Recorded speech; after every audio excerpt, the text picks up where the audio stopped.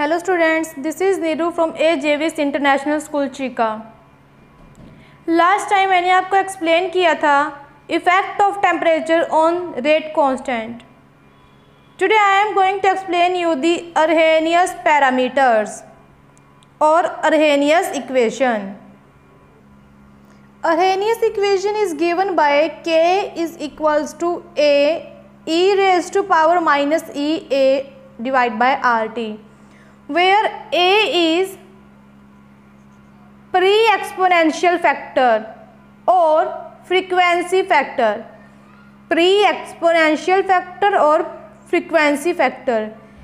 EA is energy of activation, R gas constant, T temperature, that is absolute temperature. Here T is absolute temperature. Taking log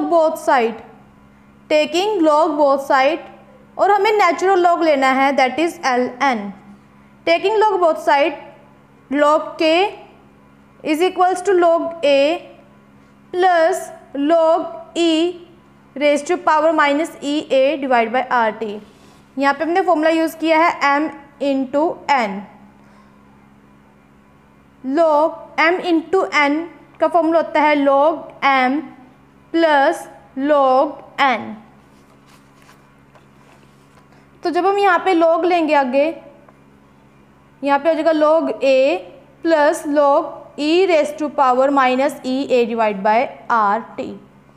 log 2 anti log cancel out, small e होता है antilog, log 2 anti-log cancel out, then log k is equals to log a minus EA divided by RT। हमें 2 different temperature के लिए prove करना है। जब temperature T1 होगा तो constant K1, log K1 is equals to log A minus EA divided by RT1। जब absolute temperature T2 है तो इक्वेशन होगी log K2 is equals to log A minus EA divide by R2। This is equation 1 and this is equation 2। Subtract equation 2 from equation 1। Subtract equation 2 from equation 1, then what come here, log 2 minus log K is equals to log A to log A cancel out, minus EA divide by R2 minus EA divide by RT1, minus minus plus, what left here, log K2 minus log K1 is equals to EA RT1 minus EA divide by RT2। log m minus log n का formula होता है log m divide by n। Using this formula we get log K2 divide by K1 is equals to EA by R common, then what left here 1 by T1 minus 1 by T2। यहाँ पे हम LCM लेंगे, T1 T2 का LCM T1 into T2, दस T2 minus T1 divide by T1 into T2। Natural log, जब हम natural log को simple log में कन्वर्ट करते हैं तो कैसे कन्वर्ट करेंगे, natural log is equals to 2.303 log. Natural log 2.303 log के इक्वल होता है। यहाँ पे नेचुरल लॉग को सिंपल लॉग में कन्वर्ट कर दिया, log K2 by K1 EA divide by 2.303 R into T2 minus T1 divide by T1 into T2।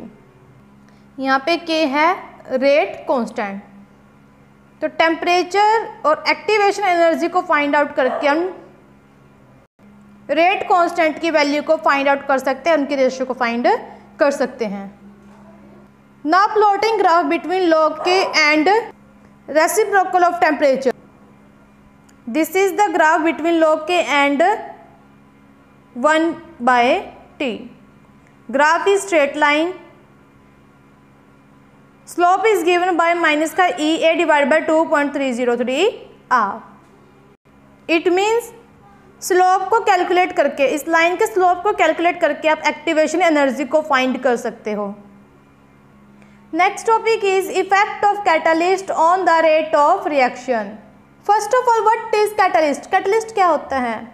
A chemical substance which increase the rate of chemical reaction which speed up the chemical reaction, जो chemical reaction की speed को increase कर देता है, उसके rate को increase कर देता है, उसको हम बोलते हैं catalyst.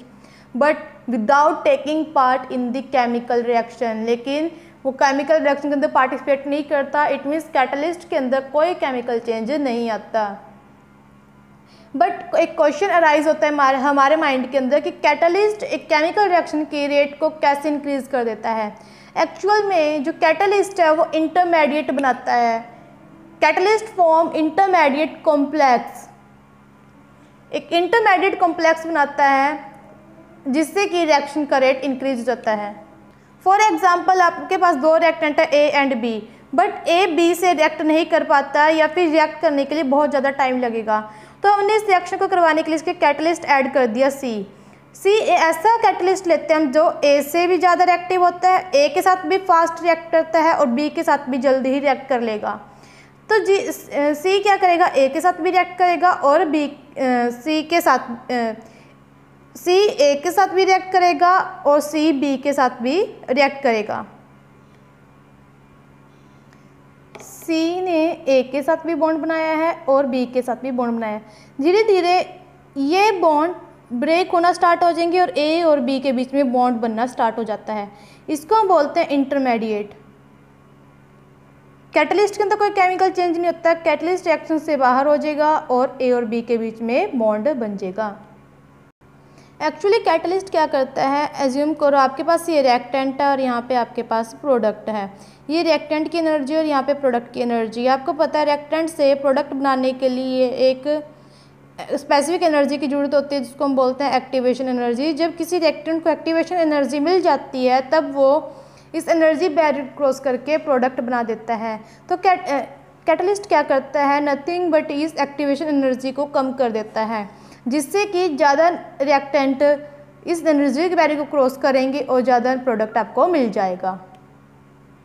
Properties of catalyst, just large small amount of catalyst sufficient होता है एक लार्ज चेंज लाने के लिए केमिकल रिएक्शन में। कैटलिस्ट केमिकल रिएक्शन को इनिशिएट नहीं करते बल्कि एक्सेलरेट करते हैं, इट मीन्स उनकी स्पीड को चेंज करते हैं। कैटलिस्ट केमिकल रिएक्शन की फ्री एनर्जी और एंथैल्पी को चेंज नहीं करते। कैटलिस्ट केमिकल रिएक्शन के अंदर पार्टिसिपेट करता है बट रीजनरेट भी हो जाता है केमिकल इक्वेशन के लास्ट में। अगर आपकी रिएक्शन रिवर्सिबल है, रिवर्सिबल मीन्स फॉरवर्ड भी है और बैकवर्ड भी है, इट मीन्स रिएक्टेंट से प्रोडक्ट भी मिल रहा है, प्रोडक्ट से रिएक्टेंट भी, तब कैटलिस्ट फॉरवर्ड केमिकल रिएक्शन की स्पीड को इंक्रीज कर देता है। जस्ट फॉरवर्ड केमिकल रिएक्शन की स्पीड को इंक्रीज करेगा, बैकवर्ड रिएक्शन की स्पीड को इंक्रीज नहीं करता। Next topic is collision theory of chemical reaction. Collision theory कहते हैं कि जब वही रिएक्टेंट आपस में कोलाइड करके प्रोडक्ट देते हैं जिनके कोलाइड होने के बाद सफिशेंट एनर्जी निकलती है। अगर वो एमिट होने वाली एनर्जी सफिशेंट है, इतनी कि वो एनर्जी बैरियर को क्रॉस कर दे, तब वो रिएक्टेंट आपको प्रोडक्ट देंगे। तो collision frequency, number of collision take place per second per unit volume of reaction mixture. एक per second per unit volume में जितने कोलिजन होते हैं उसको बोलते हैं कोलिजन फ्रीक्वेंसी। और मॉलिक्यूल्स की, कोलाइडिंग मॉलिक्यूल्स की एनर्जी सफिशेंट होनी चाहिए कि वो प्रोडक्ट दें, तो उस एनर्जी को हम बोलते हैं थ्रेशोल्ड एनर्जी। अगर किसी कोलाइडिंग मॉलिक्यूल की एनर्जी थ्रेशोल्ड एनर्जी है तो वो प्रोडक्ट आपको देगा, या तो थ्रेशोल्ड एनर्जी के इक्वल हो और ग्रेटर देन दी थ्रेशोल्ड एनर्जी, थ्रेशोल्ड वैल्यू या फिर थ्रेशोल्ड वैल्यू से ज़्यादा हो, या तो इसके इक्वल हो या ग्रेटर। आपने कंसिडर किया chemical reaction A plus B, A and B are reactants give product, A react with B yield product. ZAB आपके पास कोलिजन फ्रीक्वेंसी, कोलिजन फ्रीक्वेंसी मैंने अभी आपको बताया था, number of collision take place per second per unit volume in the chemical in the mixture of reaction. तो rate of reaction क्या होगा आपके पास, change in the concentration, reactant की कंसंट्रेशन में चेंज, रिएक्टेंट की कंसंट्रेशन डिक्रीज होती है तो हमने यहाँ पे लगा दिया minus, minus dx/dt is equals to ZAB multiply F, ZAB is collision frequency and F is fraction molecule, यानी कि नंबर ऑफ मॉलिक्यूल जिनकी फ्रीक्वेंसी कोलिजन फ्रीक्वेंसी है। F is given by -E divide by RT। तो rate किसके equal हुआ आपका, ZAB multiply E⁻⁻ divide by RT। ये आपका यूनिट 4 का लास्ट टॉपिक था। You have to read complete unit 4। Thank you.